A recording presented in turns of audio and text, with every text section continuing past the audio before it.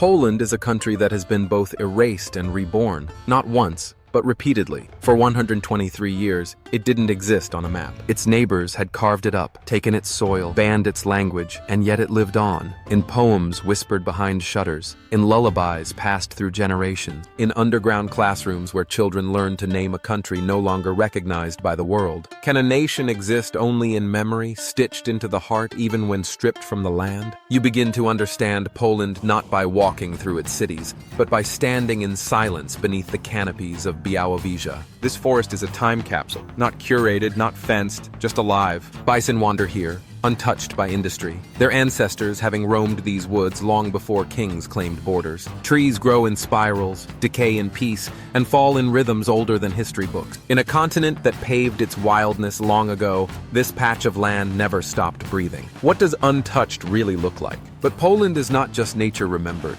it's labor carved into salt and devotion buried deep. In Wieliczka, beneath the ground, there is a cathedral sculpted from rock salt. Chandeliers, altars, saints, all mined by hand.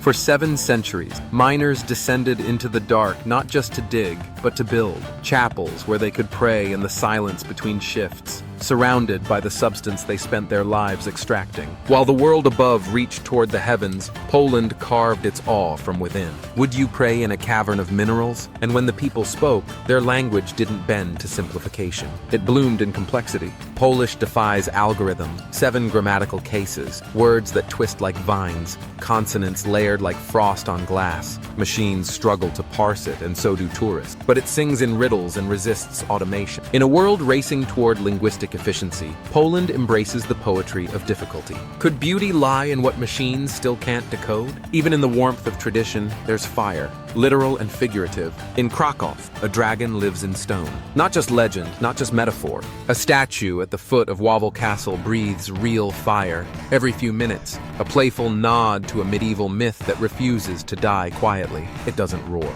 It flickers, a joke, a memory, a warning. Would you trust your mythology to a lighter? Step into a cemetery and the stones will not greet you with names alone. In Poland's Jewish burial grounds, symbols do the speaking. Lions, deer, broken candles, each one a code. These stones hold history encrypted, especially after the Holocaust, when names were lost but the symbols remained. While others etched their past in letters, Poland etched in metaphor. Can an image hold more meaning than 1,000 letters? Even Chopin, Poland's beloved son, is split between nations. His body lies in Paris, but his heart, literally, rests in a pillar inside Warsaw's Holy Cross Church. His sister smuggled it back in a jar of brandy, against political orders, because sometimes the soul insists on returning home even when the body cannot. Where would you want yours kept? In summer, Warsaw does something rare. It transforms its river into a coastline. Sandbars emerge. Bars and concert stages pop up overnight. The Vistula doesn't just flow, it hosts. For a few weeks, a city known for frost and history becomes a beach town,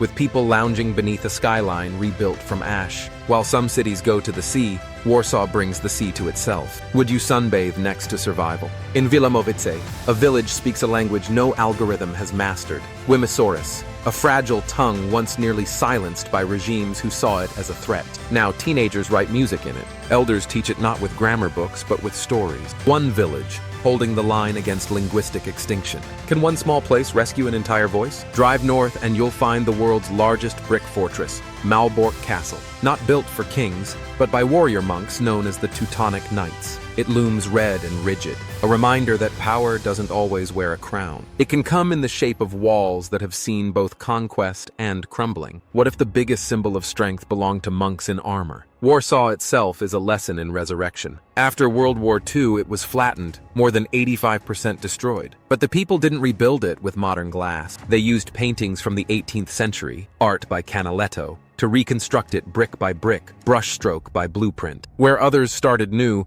Warsaw returned to its former self, not as nostalgia, but as defiance. Can art resurrect architecture? And if you come during winter, you'll notice something strange. Christmas doesn't end. It lingers, not in a capitalist haze of clearance sales, but in nativity plays, midnight masses, and handwritten carols sung door to door. It stretches until February, like the light trying to reach a country still draped in night. While others pack away the spirit on the 26th, Poland lets it echo. Could the spirit outlive the season? Then there's a place where the ceiling stares back. In the Chapel of Skulls in Chermna, over 3,000 human bones are arranged not to frighten, but to remember. War victims, plague victims, all gathered and stacked by a priest who wanted people to feel how fragile we really are. Most sanctuaries hide death. This one arranges it like art. Would you pray beneath a ceiling of mortality? Poland remembers, but it does so without bitterness. Its identity is not built on tragedy alone, but on how it resisted. From the Warsaw Uprising, where teenagers with homemade grenades held off tanks, to the Solidarity Movement, where workers dismantled an empire with patience and pressure,